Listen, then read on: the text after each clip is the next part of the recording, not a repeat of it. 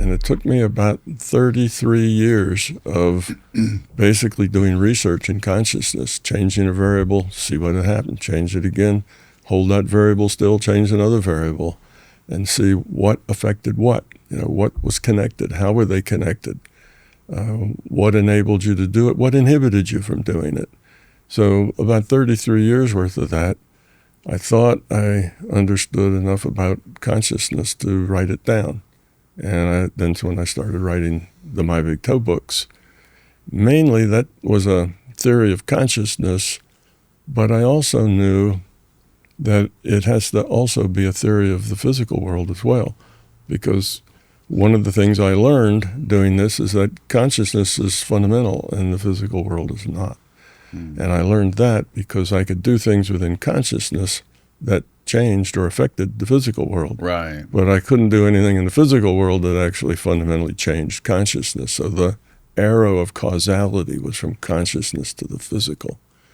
So knowing that consciousness was fundamental, then the physical world had to be derivable from the understanding of consciousness and how consciousness worked. And I worked on that problem, and probably about 2-3 years after I'd published the My Big Toe books, I got a couple of aha moments, and I was able to derive quantum physics directly. So quantum physics has some big mysteries in it. Why should reality be probability at the bottom level? You drill down into reality. When you get to the bottom, you don't find little particles, you find probability. And also, and these things came out of the double-slit experiment, which was 1915 to 1925 is kind of when that was taking place. The other thing they found out was that this is the observer effect, right? Yeah, the observer effect, that what the human knew, the information he knew would change what the result of the experiment was. So that was the observer effect. If he knew these facts, then you get one answer from the experiment. If he didn't know those facts, you'd get a different answer. So that said that we were entangled some way with our reality. It wasn't just that, there was this physical reality, and the idea that reality was physical was thrown out because the way you compute things in the physical reality is with probability, not with particles. And the physicists that are the atom smashers, the ones that go to CERN and bang particles into targets or into each other and look at what comes out the other side, they will all tell you, and it's pretty much an accepted idea in physics, that reality is not matter-based, it's information-based. Mm-hmm. They will tell you that? Yeah, they will tell you that. Physics, that's a pretty accepted viewpoint in physics, that reality is information-based. Now, they won't go any further than that because they don't know what the next step is. And actually, the founding fathers of quantum physics, which would have been, Bohr and Planck and Schrodinger and Heisenberg, all those guys, and then eventually Einstein came over and joined them as well. They also came to the conclusion that consciousness was fundamental. You get quotes from all of those guys with that as their takeaway from doing the double-slit experiment. Consciousness was fundamental. You can dig up a quote of Einstein writing to Bohm, who was a kind of a student co-worker with him, saying that I know that consciousness has to be at the root and has to be fundamental, but I have no idea how to turn that into physics. I have no idea what to do with that. Right. So they knew that consciousness was fundamental because that's what the experiment told them. Well, the crazy thing about physics and consciousness is it doesn't make sense.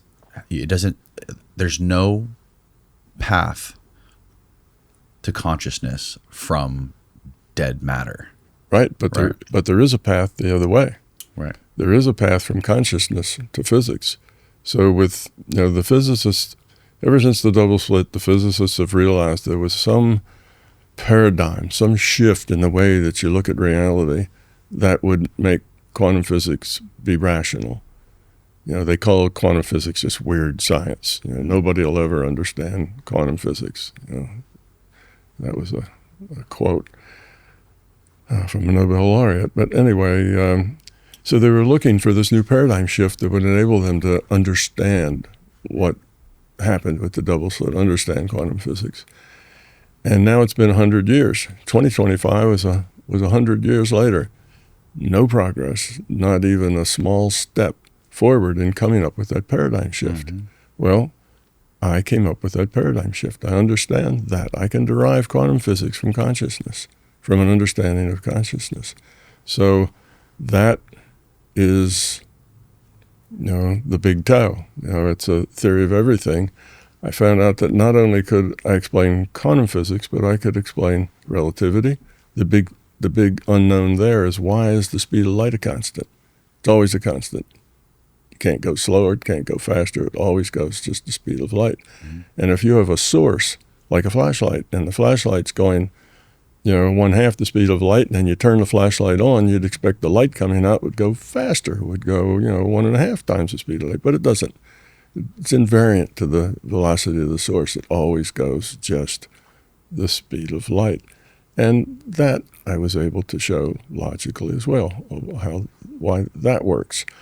And then the neat thing is that once you understand consciousness, you not only can derive the objective world, which is basically physics, you can also derive a scientific model of the subjective world. And then you can understand why some people are happy and some people aren't. You can understand what we're here for. What's the purpose of us being here, and how are we here? And it all falls out logically and scientifically. No assumptions. The only assumption in it is that consciousness exists. Everything else is just logic, and it's science. It also tells you, it informs what makes changes in metaphysics. It answers all the paradoxes in metaphysics. It answers all the paradoxes in physics. Physics has a lot of paradoxes that they know things are like this, but they don't know why. The speed of light and the quantum physics are just two of those. There's a whole bunch of those. It's like I came up with about 35 of them, and this model answers all of those paradoxes. So I guess that's kind of how I got there, is that I worked on it for many, many years, trying to understand how consciousness worked, and I worked from the inside. So I could do those things. I could heal. I could, remote view. I could do those and see how they were affected. What do you mean heal? Heal. You can use your mind to modify the problem. Well, heal. Somebody's ill. You can heal them with your mind. That's a real thing. You can do that. Matter of fact, You've done that? Oh, sure. I've done that many times. Matter of fact, there's a book coming out in the near future that talks about one particular lady that I saved her life a couple of times. She's going to write a book about it from her experience. But yeah, I do that a lot. The way that works is that you have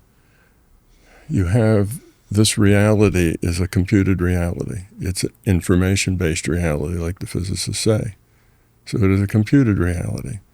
And that means it could be a simulation, or it could be a virtual reality. It's computed. It's computed by consciousness. Consciousness is best modeled as an information system. What's the difference between a simulation and a virtual reality? Nothing. Okay. Really, there's nothing. It's just one seems to sound like science and the other seems to sound like woo-woo. Yeah. But they're basically the same thing. So we're kind of getting ahead of the game here, but I'll go ahead and give a little summary of that. So you have consciousness, as I say, is best modeled as an information system. So what are you conscious of? You're conscious of what your five senses pick up, right? You got sight, sound, taste, feel. Mm-hmm. Okay, you've got all these things, smell. So those are your five senses. If you got rid of that, what would you be aware of? only one thing, that you exist. That'd be like the Descartes moment. You wouldn't be like have an earthworm. Yeah, you would just know that you existed. You would be aware that you were aware, and that was all. You wouldn't have any sense data. So what does your consciousness do? It has sensors. It gets input from the sensors. That input then, it has processing. It processes that input. It compares it to inputs you've gotten before, so it has to have memory. And then after it has that memory, it goes back and processes a little more, and then it has output. Okay, what are you going to do about that sense data that you just got? You know, you have to make some kind of choices. That's the output. So what kind of system has input, processing, memory, processing, and output? It's an information system. That's just basically the basic definition of an information system. Yeah. So consciousness, you can think of it as an information system. Right. Now, the second thing is that if you think of an information system, just any generic information system, if all the bits in that information system are random, then by definition there is no information. Okay? All the bits are random, there is no information. So if you order the bits, make some kind of order in the bits, then those ordered bits can stand for something. That particular ordering can be a symbol for something. It could be the number 6, or it could be the letter A, or it could be anything that you want to make it a symbol for. So when you take something random and you order it, you are lowering its entropy. Right. Entropy is a measure of disorder. Right. So Thermodynamics. Second law of thermodynamics says that entropy happens Over time in a closed system. Over time. The heat death of the universe is increasing entropy over time. Yeah. So all systems naturally increase their entropy with time. Everything has a shelf life. So anyway, so an information system then evolves by creating information, meaningful information, significant information, at least significant to it. That means it evolves by lowering its entropy. Ordering things creates a lower entropy, creates information. So I'm now just talking about information systems in general. So, but like, okay, so how is that lowering entropy? For example, like if you have a hard drive, right? You have a blank hard drive. It's all ones or it's all zeros when you get it and it's blank. And then you add data to the hard drive, then it becomes 1100 1100 111000. Then it becomes high entropy, right? Because that's more chaotic. No, that's more ordered. Those things aren't just randomly. If all you did is make it random ones and zeros, that would be more chaotic. If you just go into your hard drive and you had some kind of program that randomly put ones and zeros places, that would be chaos. But if those ones and zeros mean something, okay, there's a 1001, and that means the letter A, or that means the number 6, or that means something else, then that you're creating order. Each one of those pieces of data you put on that hard drive are a very specific, ordered configuration of ones and zeros that have meaning. But is that higher entropy or lower entropy than all ones or all zeros? That is lower entropy. All ones and all zeros don't have any information in it. There is no information there. But there's also no chaos there. It's all purely order. It's all ones, all zeros. Yeah, you could say, we can say that. We're kind of splitting hairs there, but no, yes, I know. I'm just confused because I've heard other people explain this analogy to me in this way. Yeah. Well, yes. If you have all ones, then there's sort of order of the ones. You know, if you have it laid out in some big grid, they would be ones everywhere. So there's a certain amount of order there as opposed to random ones and zeros. So yes, if you had random ones and zeros, then you ordered them and made all ones or all ones at this place and all zeros in the next place, then that would lower entropy a little bit, but it would be kind of an insignificant lowering of entropy. It might lower entropy that much. It wouldn't be a very meaningful thing. Okay, so all the ones are now in the line. So what? What is the significance? What can you do with that? What does that mean? And it really doesn't have a whole lot of meaning. But if you order them in such a way that it is the number system, now you have lots of potential there. You have lots of things. You've defined the number 1 and the number 2 and A, B, C, D and alphabets, and now you can pick language and you can do math. So that is lowering entropy that much. Now you've created a lower entropy because of the meaning, the significance, the capability, the potential of what you've created. That's why the entropy is lower. It's all. I also hear it said another way, where they say, "Okay, you have a bunch of soldiers, and we know war is very high entropy, and all the soldiers are marching in line, and they all move the right foot at the same time, and isn't that low entropy?" Yes, it is, but that's low entropy. That's insignificant. What's significant about soldiers is that they go out and kill other soldiers, and that's real high entropy. Right. So, yes, you can lower entropy just by putting all your ones in a row, but that lowering of entropy doesn't buy you anything. It doesn't give you much other than the fact that all your ones are in a row. Right. So what's important about the entropy that I'm talking about here is the significance, the meaning, the potentiality of it. What can it do? Now, there's two ways of looking at entropy. One is just the order and disorder that we talked about. There's another equal expression of it is you look at the system and say, how much work can the system do? What can the system do? What can it perform?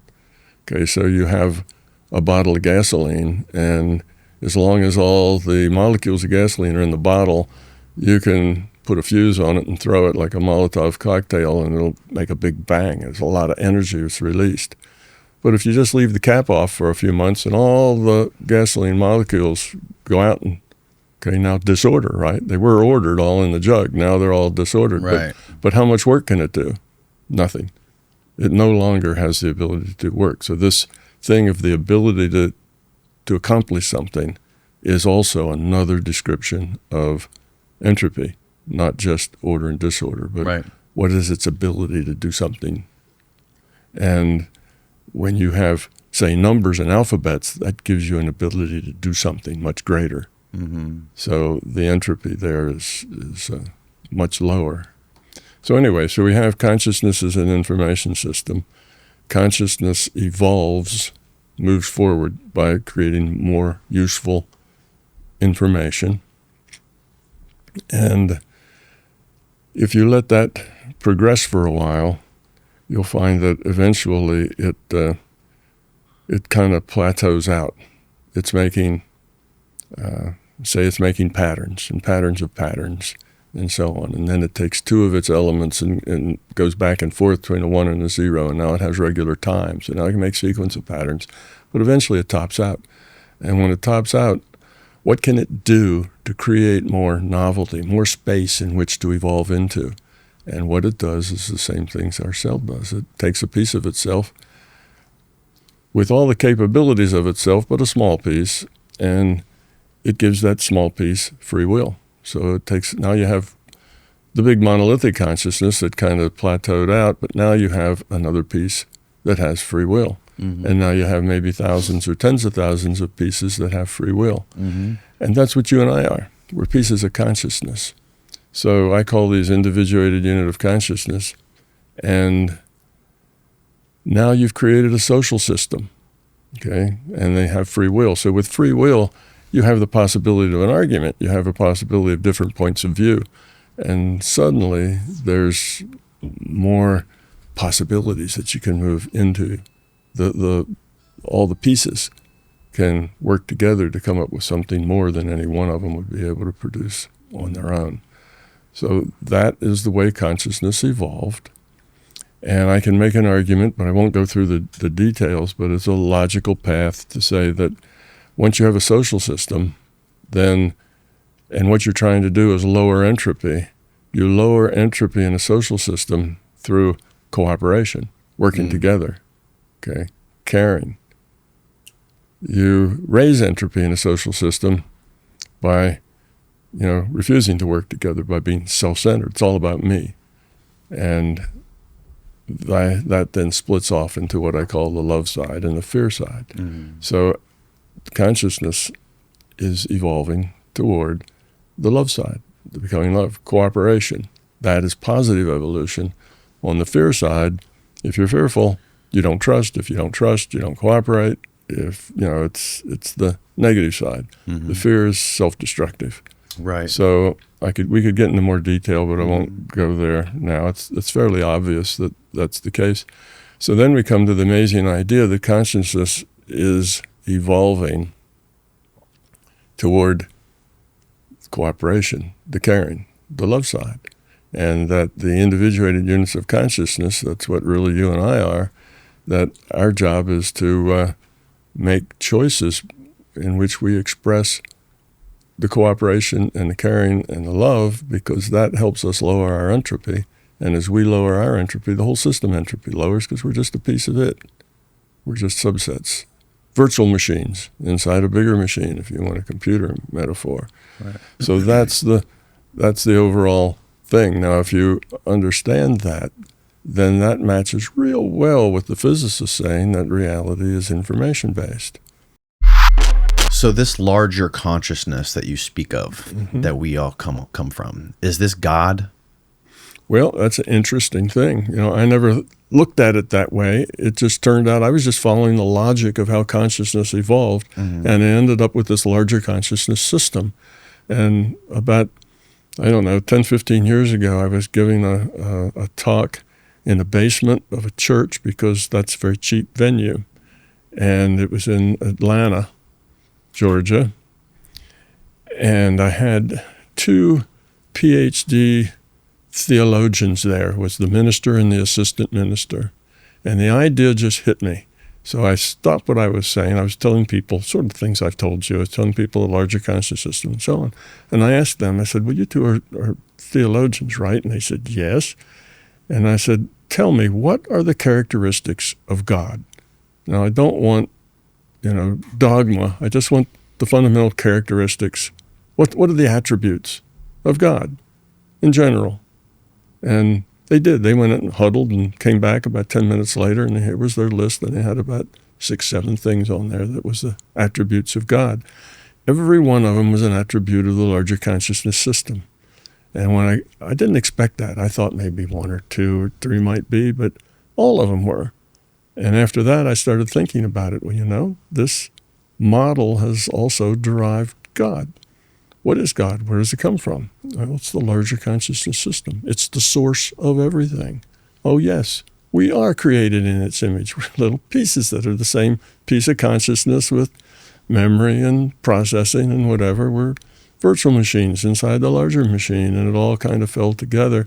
That's what most people talk about when they talk about God, functionally, the attributes. But now, the larger conscious system isn't perfect. It's not supernatural. It's natural. It doesn't know everything all the time, but it can know everything, but it has to focus its intention. It has to focus here or focus there. And if it focuses everywhere at once, then it doesn't get the fidelity that it does if it focuses various places. So it's a consciousness system. And then that says that it has all those same functions that we ascribe to God. So not only does this theory of everything do physics and do psychology and do metaphysics and do philosophy, but it also does theology. And that answers some of the big questions in theology. But where's God come from? And how did that start and on? Well, it all goes back to that original cell of consciousness that could just be a 1 or a 0, and it evolved from that state. So yes, and I've had any number of people that, this one lady, she was a nurse, and I can't remember where, in Colorado, I think, and she wrote to me, and she said, I am a very religious person. I consider myself to be very religious. I take religion very seriously, and I always have. And she went on to say, wherever I go now, I always carry 2 books with me, the Bible and my big toe. She says, I love your work because everything that was mysterious that I didn't understand, I understand it now, and it all makes perfect sense to me. Interesting. So I've had a number of people, and what I expected when I wrote the books is that the people who were very religious would not like my big toe very much. That they would, I'd find them on the negative side of that, but I haven't. Mostly, I've found people who are religious to think that it's a really good idea because suddenly all the things that they were taught have a scientific foundation under them rather than a mystical foundation under them. And it's the same with the paranormal stuff. Everything paranormal is easily, turned into logic and science. That's just the way consciousness works. Consciousness are netted. So if the larger consciousness is God, that means we are all also God. We're also pieces of that system. We're God. And we have all of its attributes, but at a smaller package. Okay? Well, think of the computer thing. You have the mainframe, and then you have totally. Then you have 10,000 users, and each one of those users has a little bit of memory, a little bit of, a little bit of processing, and so on. We're all pieces of it. We're all pieces. Right. So we have the same general attributes of God. We are pieces of that larger conscious system, but we're in a smaller package. We don't have the capacity that it has, because it has the capacity to fit in all of us and everything else. But we have all the same things. We can evolve the quality of our consciousness to that same level of being love.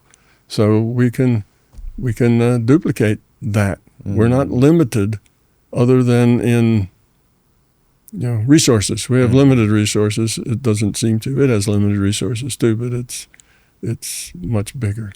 Well, the God of Christianity, capital G, they believe that Christians believe God is all-knowing, all omnipotent, which means God knows everything that's ever happened and that will ever happen, which means God knows the future, which means our stories are already written. Yeah, no, see, I wouldn't agree with that. I would say that the larger conscious system knows most everything that has happened because it's all in that database that it collects on all the decisions and choices and so on. So it's got all that data collected, and it has omniscience in the sense that it can look at everything that's going on and why it's going on. So because we're pieces of it, the mainframe can look at all the users and what the users are doing and how they're doing it. The mainframe, it's just a piece of the mainframe. So the mainframe isn't locked out of that. They're just using a piece of that mainframe. So it's the same thing. So yes, the mainframe can know what's going on, but the future is not a done deal, because if the future is a done deal, then there are no choices. If there are no choices, there is no free will. If there is no free will, there's no consciousness. Consciousness, I define as awareness with a choice. That's it, awareness with a choice. Free will is necessary for consciousness. If there are no choices, then there is nothing. There's no growth, there's no evolution, there's no change. If it's all fixed, then there's nothing happening. It's the zero set, so there's no purpose to it. It's just done, finished. It's a so what. There's nothing significant ever. And that doesn't build a system. You can't build a system out of that. So the idea that this is a deterministic. Now, the physicists will like to say this is deterministic because they want to say that if I knew the state vector of every particle in the universe, I could compute everything that would happen from there on. But that's nonsense. It doesn't work like that. Physicists who want to believe that matter is at the bottom, even though their experiments tell them that they're not, they paint themselves in a corner. There's two logical positions that are totally opposite, and you can't mix them. One is that this is deterministic and materialistic. If it's materialistic, it has to be deterministic. Those two are a matched set. They go together. On the opposite corner, philosophically, you have consciousness, time, and free will. Those three have to exist. If you take any one of them away, the other two can't make it. Consciousness needs choice. Conscious of what? Doing what? It has to have input. You have to have choice, this input or that input. You have to have choice. How do you interpret the data? So if you don't have choice, you don't have free will. If you don't have free will, there is no point in consciousness.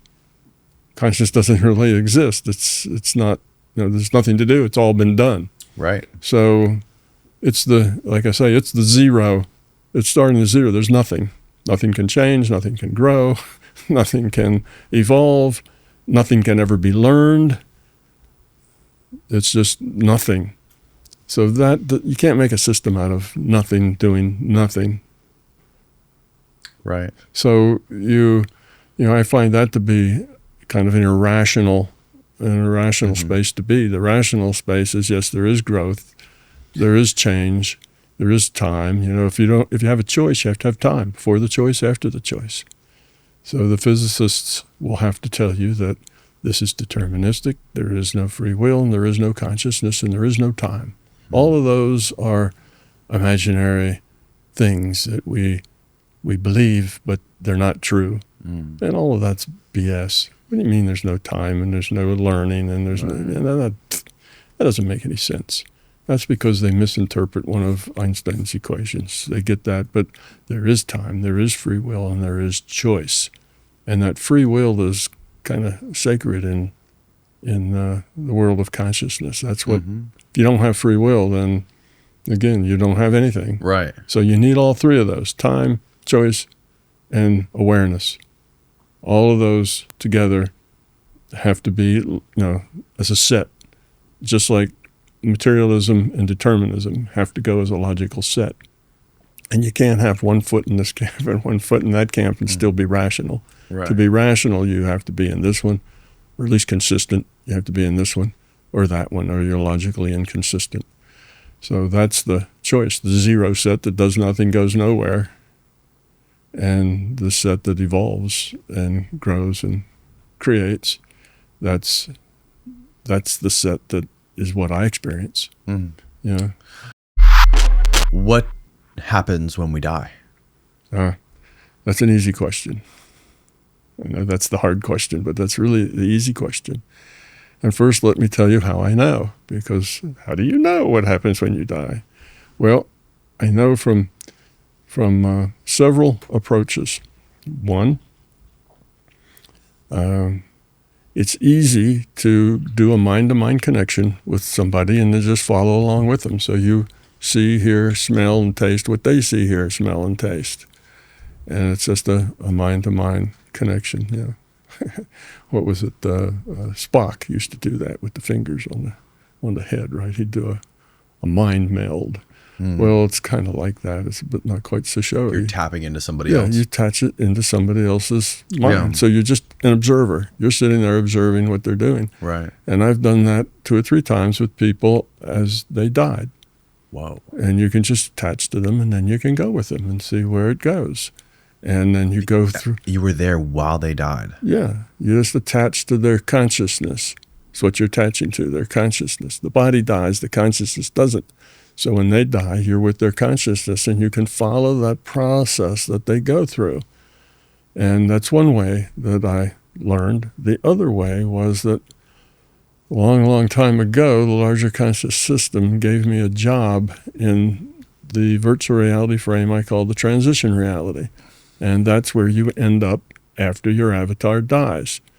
And it's there for a transition. And I was there just to learn what it was like. I was like a Walmart greeter. The people would die and they would come there and I would say, come up this way, it's fine, everything's going to be all right. And I was doing that for a while, and I got around to the various places and stations. And so I spent probably, months where every night I had entities come to me when I was very young, like 7 years old. They taught me how to go out of body, and they taught me a lot of other things too, how to get around in the non-physical. So I had all that happen to me at a young age. And I had, non-physical friends forever. And I still do. Some of the ones I interacted with when I was 7, I still interact with them. So that's been a constant. But anyway, the system sent me to this transition reality so that I would understand what happens when you die. And I worked there for probably a month. Every night I'd lie down, and as soon as I hit the bed and shut my eyes, I was gone, and I was there. And I did that every night until I learned everything that was there. So I've seen it from the death and the process and the transition, and then I've seen it from the other side where that transition comes to the transition reality and goes through the process of finding another avatar and going back. So for it's another sort of experience. like the idea of reincarnation. So our consciousness gets shuttled into another avatar. Yeah. And born, like when a baby is born, does it enter? Doesn't have to be when it's born. It can be, mostly it is before. Once the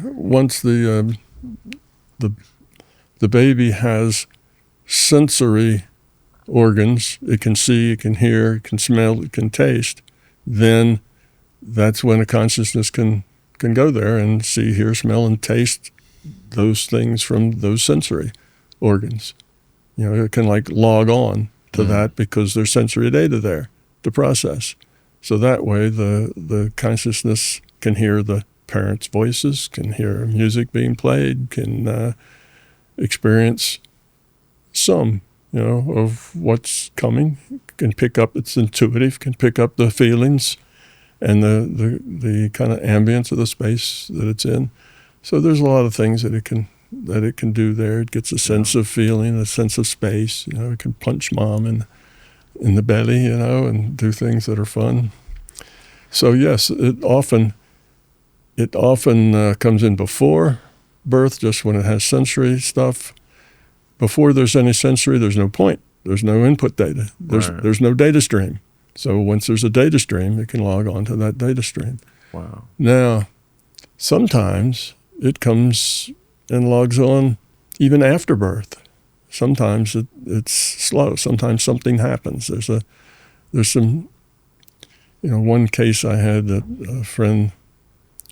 a friend of mine had a family member who lived somewhere not around me or her, and they had a baby born with a brain cancer. So the baby was born, and they detected, I'm not sure how they detected, maybe they detected it in the ultrasound or something. It had some kind of lump in the brain that it shouldn't have had. So then when it was born, they examined that and found that it was some sort of a brain cancer. And when they discovered that, the entity that was going to be the consciousness logged onto that changed its mind and said, no, I don't want that. I don't want that. I don't want that experience. I don't want to be logged on to an infant with a brain cancer. Not what I had in mind. So they backed out. And the system was looking for somebody to pick that up. And I got invited in, I was invited by this friend to see what I could do. So I went to the babe, I saw the brain cancer, and I healed the brain cancer. And the brain cancer then disappeared. And another entity came, wasn't the first entity, but another entity came that was willing to take that on. And then the healing took place after that other entity came. And so it actually got a second, you want to call it consciousness, spirit, soul, whatever you want to call it. So the first one got replaced because it didn't back out. Now, that brings up a point is free will does not get run over. If you say no, if they say, well, do you want to take this body? You can say no, and they won't force you. You're not forced to do anything. How do you know that happened? Like, how do you know that this entity entered the baby and then did a U-turn and left, and then something else came in? Because when I log on, I look at the whole situation. When I get into it, I get there and I see what's going on, what happened. And I talk to the entity that was the baby then. I talked to that entity, that consciousness, and that consciousness was up in a whip because it didn't want that. And then I kind of asked the system, what do you want to do here? There seems to be a problem. And the system said, give me a moment. And I was, so I work all that out. Like if you came and told me that, my mother is ill, can I help? Don't just go and help with that problem. I have to go connect with your mother, find out what the problem is, why the problem is, where did it come from, why is she having that problem? And then I can decide whether I should heal it or not, because sometimes the problems people have are part of their learning experience. They need to have those problems.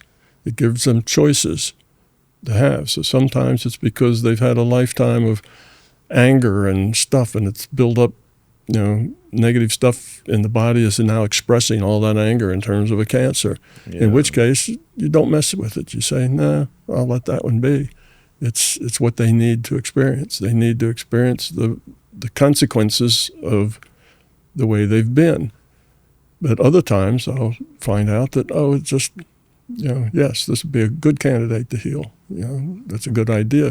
So I have to connect with everything before I decide what it is I'm going to do about it. And when I connected with this entity that was the consciousness for that baby, I found that it didn't want to be there. It didn't want to have that kind of a experience. So then they got somebody else, and I did the healing, and the cancer went away, and that little person is now probably an adult. How do the doctors react to you healing the cancer? They react to it like it's a miracle. So they saw it. They had tested it. It was cancer. They didn't know that before. They did a biopsy probably. And it just went away. Cancer does that sometimes. Wow. So, that was some years back. But this person, like I say, it was a family member of a good friend of mine. So they kept getting updates on it. So I was getting the updates on what was happening and what was going on. When's the last time you had contact with this person, that baby who is probably now adult? I never actually had physical contact with him. And after I did the healing, I butted out, I let it go. So It worked on its own way. But I did get a sense. I did talk to the entity that was coming in. And I told my friend that the entity coming in is really a high quality entity. It's one that didn't mind taking a risk of starting out with a brain cancer or whatever that might mean. Wow. Living the first bunch of years of your life in surgeries or, whatever else it might mean, or dying early. Yeah. So I told her what the kind of entity that it would be, and it turned out that was the kind of entity it was. So she reported back to me and said, yeah, she's really a special kid. So I've been doing these things all my life. It sounds like a wow, but it's kind of a everyday thing that I do, and I don't any longer have to go into a meditation state or do anything, just do it. It's either I can tell you I never meditate anymore, or I can tell you I live in a meditation state. They're both equivalent. It's both the same thing. Some people who imagine simulation theory, they imagine that there's some physical base reality somewhere. Right, they do, and I reject that. There is none. That does not make good sense to me, that it's like that. It's all information. Are there other virtual realities beside this one? Yes, of course. I've been to probably 6 or 7 of them. So you can travel. Once you are able to travel around in consciousness, then you can see the bigger picture more easily. So there are these other realities. And the rule sets, some of them are a very tight rule set, like this one, which makes, every energy exchange is what required by the rules. It's very detailed. And then there's other virtual realities, like when you dream. That's another virtual reality, but it's not that buttoned down. The rule set's very loose. You can fly, you can teleport, you can do all kinds of things in dreams that you can't do here because you have a virtual reality that doesn't have this tight rule set. But there are other virtual realities that do have tight rule sets, and they're very physical-like. And you can visit them in multiple ways. You can visit them by just connecting mentally to the characters so you can kind of hear what they're saying. And you can visit them by actually getting, if you have a good working relationship with a larger conscious system, you can actually get insinuated into their data stream so that now you're physical, quote unphysical, in that particular virtual reality. Mm-hmm. And you can do that as well, but you can't do that on your own. You're talking about like dreams or altered states of consciousness through meditation or through psychedelics, things like this? Yes, but I would say don't go through psychedelics. That will get you there, but it gets you there without the knowledge and experience to really know what you're doing. In other words, yes, drugs do put you into what I would call the larger reality. It's not that they put you in just imaginary space. It's real, what you get for these drugs. But it's like being shot up in a bottle rocket. Oh, you go up, you're there, and then you crash. Right. It's not, if you anything that you can do on a psychedelic, you can do much better without it. Really? Yes, you can do it much better, much more fully. You can experience much more in depth. It's not just a flash that you pass through. It's a thing that you learn. You go there, you learn what's going on, you interact, you become part of that thing. You're not just being shot through an experience. You're actually connected in that reality frame. You can go there and stay there. And stay there as long as you want to stay there. Time is very different in different reality frames. Have you ever tried psychedelics? No, I don't take psychedelics because my consciousness is very precious to me, and I don't want it to pollute it with that. So I didn't. But I've talked to lots of people who do, and they've explained their trips and what they've learned and whatever. And all of it is places I've already been. But I've been there in a controlled way where I can understand what's going on. If I don't understand, I can ask the questions and get information. So it's like the difference between, going to, let's say, the Grand Canyon and going hiking in it and going down the river and spending a couple of months hiking around in it, or flying over it in an airplane. Right, or watching a video about it. Or watching a video about it. Mm-hmm. That's kind of the difference. So the drugs do put you in a real space, but it's if you don't actually own it, if you're not doing it on your own, then the problem with it is it's like a cheat. Well, it's not only a cheat, it's worse than that. You tend to interpret the data. The way the system works is you get a data stream and you have to interpret the data. Okay, that's the same way all virtual realities work. Yeah. You're playing World of Warcraft. The computer sends your computer a data stream, mm-hmm. and it puts that data stream into a million dots of light on your screen. You're taking binary bits that are coming through a data stream, and it's being projected onto a big computer monitor that's showing you 3D people moving around. Yeah, well, what it's showing you is a million dots of light. Right.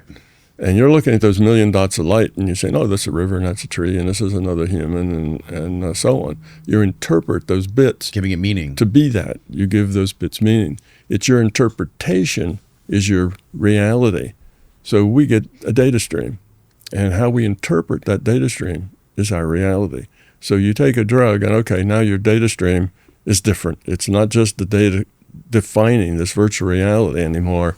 Now it's data of something else altogether.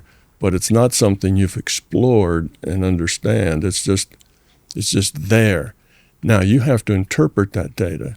If you're not prepared and you haven't worked your way through this, people tend to be fearful, and they start to interpret this data in fearful ways. In the beginning, usually it's positive and happy stuff, and eventually it tends to turn negative and becomes scary stuff. But that's them. That's their interpretation. Your reality, even your reality here in this physical reality, is your interpretation of the data you get. So everybody really lives in their own reality. It's a multiplayer game, so we agree this is a table, because it's a multiplayer game, just like two characters sit down at a table together in The Sims. They understand that that's a table because the computer is giving them both that information, and they both interpret it in a similar way. But your reality is really your own interpretation of the data you get. So in the subjective world, your interpretation is very large and very different from other people's interpretation. In the objective world, everybody kind of agrees about the table and where it is and what color it is and so on, its physical characteristics. In the subjective world, that's not true. Everybody sees it in their own way. And the way you see it is the way you interpret it, which has to do with how you are. So if you're a fearful person, you're going to end up with fearful components. If you're not a fearful person, you won't end up with fearful components because you won't interpret it that way. Oh, here's this big black thing. What is that? Oh, it's a monster because I'm fearful that I might get bitten out there. But if you're not fearful, then, oh, it's a cloud. And look, I see the silver lining around it, and it's a happy cloud. So it's how you interpret these things. So if you go up on drugs, then you don't know how to interpret it correctly. You tend to interpret it based on what you are inside, who you are. So you get a lot of self-created stuff there along with the real stuff. So it's a hodgepodge of stuff that you're creating and stuff that's there, and you don't know how to separate it. Whereas if you just go up because you've learned the skills to be able to go there and do that, then you don't have all that. You learn to interpret the data over time, over years of experience. Same with looking at a screen. When you're first born, okay, this is an apple, and this is mommy, and this is a door, and you learn things. It takes time for you to learn how to interpret things properly. Yeah. Now you see all the dots of light on your screen. Oh, right away, there's the mom, the apple, and the door. You know how to interpret it. But that's because you spent a lot of time learning. When you take a drug and go there, you haven't spent the time learning, so it gets a little squirrely, and it's not always what you see. What you think you've seen isn't necessarily what the data was at all. You're adding to that data stream. Data can come to you from three sources: the larger conscious system, some other consciousness, all consciousness is netted, and from yourself, your piece of consciousness. You can create information, and none of those sources have tags on them. You can't tell them apart except with experience. With experience, you can sort those out. Without it, it's just a jumble. So you don't know the data you create out of your fear is as real as the data that comes from the system. But what do you make of these corroborated experiences and sightings of these like flying saucers, or if you want the stuff that the Harvard psychiatrist John Mack talked about with these abduction experiences, people being sucked up into spaceships and having their eggs and sperm extracted, and talking about they're from the future and they look like children with like little bodies, big heads and eyes. Like it's obviously like something that he's interviewed hundreds of people and they all explain the same exact thing. What are your thoughts on that? Well, these are things that happen within consciousness. Okay, there is no physical reality. We only have the information that we're fed in the data stream. That is our reality. Well, I shouldn't say that. Our interpretation of that is our reality. Now, there are, if you want to, again, put a spaceship someplace or get sucked up into a spaceship and have somebody operating on you, that's just data in a data stream. Now, you feed that data stream yourself. Remember, I said there's three ways you get data. You get data from the large kind of systems, you get data from other IUSCs, and you get data from yourself. You create it. And most of your experience is a hodgepodge of all three of those. So, that experience of being beamed up and then had something done to you, that's a standard fear test kind of experience. The system does a lot of fear testing to see what you're ready for next. What what can it put into your data stream that will help you grow up? What level are you? Where are you? And what kind of things are going to help you grow up rather than frighten you and make you go backwards? So they do some fear testing, and that's one of the fear tests. It's kind of a standard test, so a lot of people get that. And if they get a very fearful approach to it, oh no, who are these people? What are they doing? I feel totally helpless. I'm out of control. Oh, they're going to do this and that to me. If you get that, then your own fear will start to add to that story. And it'll get worse, and it'll get horrible, and they'll do worse things to you. You'll start to add to the story. Mm-hmm. And that is one fear test, and a lot of people get fear tests. There's a lot of other fear tests that people get. People who start going out of body, often they'll run into monsters. Yeah. They get out of body for the first time and they meet some kind of monster with big bloody teeth or something, and they run and jump back in their body and it's gone. And now they're upset with themselves because they've been wanting to get out of body for years, and they finally do, and they run from it. Those kinds of tests, we get those while we're dreaming. We get those can just happen to us. We get a data stream. We may be sitting on the back porch at 2:00 in the afternoon, perfectly sober, and get that in our data stream. And there may be 5 people with us that all get the same thing in their data stream. So everybody sees the flying saucer. It just depends. The system will do that to challenge us, to see at what level we are. And if we feed it with our own fear, then it turns out to be a lot worse than it would be if we didn't. So that's the problem. It's not going to be that the system gives us something horrible. It doesn't. It gives us something that is more benign than that. So I can tell you, I've had similar experiences to that too. I've had my sessions with the flying saucers and the beamed up and interacting with beings. You had experiences like that of being abducted? Yes, I've had experiences like that. In your sleep or like fully conscious?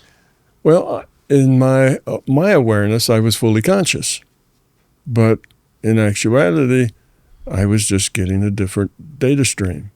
And I dealt with that. I dealt with it without a lot of fear.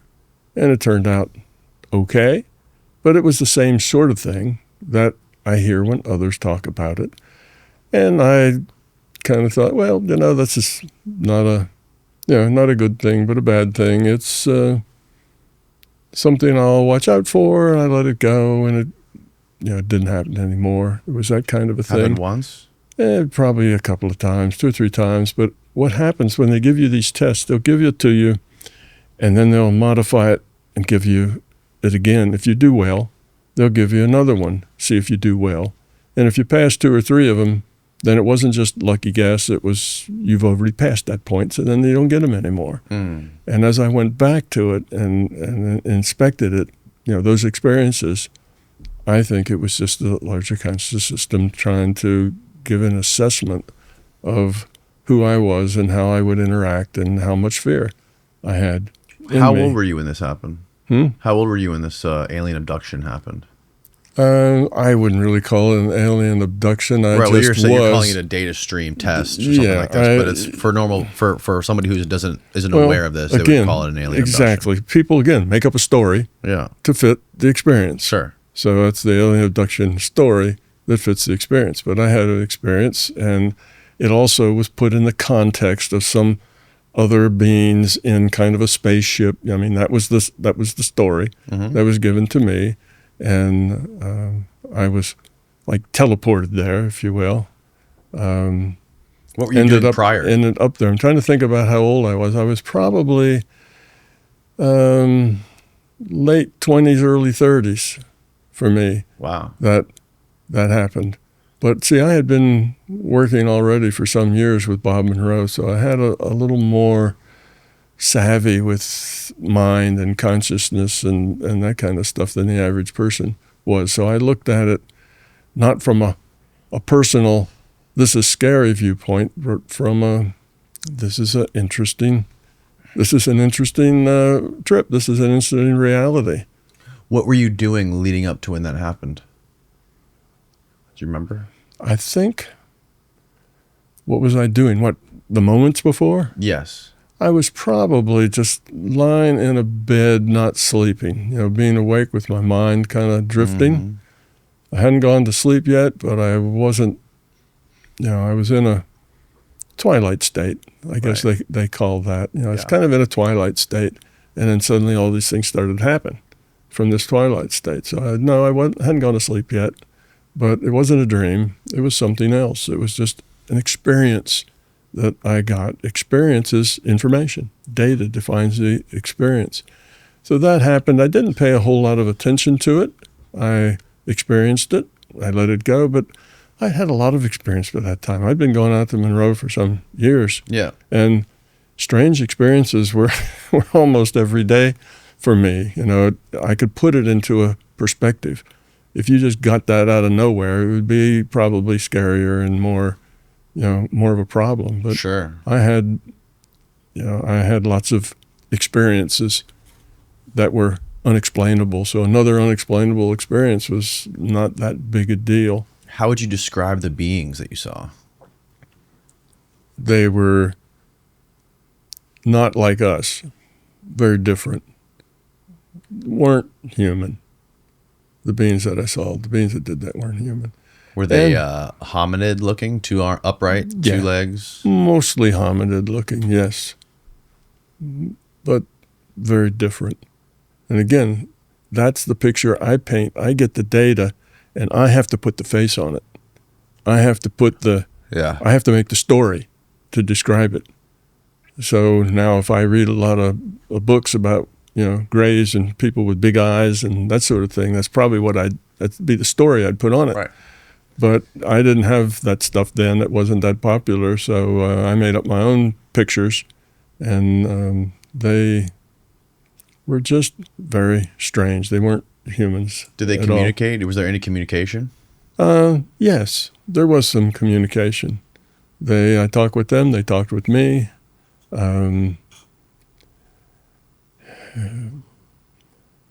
But the feeling that I got during that communication was sort of like the feeling you get when the guy at the used car store tells you only a little old lady, owned that car and she only drove it on Sundays. You get really? You get that feeling that they were telling you things, but that you really couldn't believe it or take it too seriously. Interesting. Yeah, it was kind of off, and you had this idea that there was something else going on, besides what you were experiencing. There was another component to it. So you had that sense of the experience. So you weren't quite sure. Yes, they were saying things, but you weren't quite sure that there was another, what do you call it, another agenda. There was some other agenda going on. You smelled bullshit. Yeah, you smelled something. It's not all what you see. What you see is just what you see. There's other stuff going on that you don't know about. So you definitely got that as a strong opinion. But that was part of the stuff that was going to check your fear level.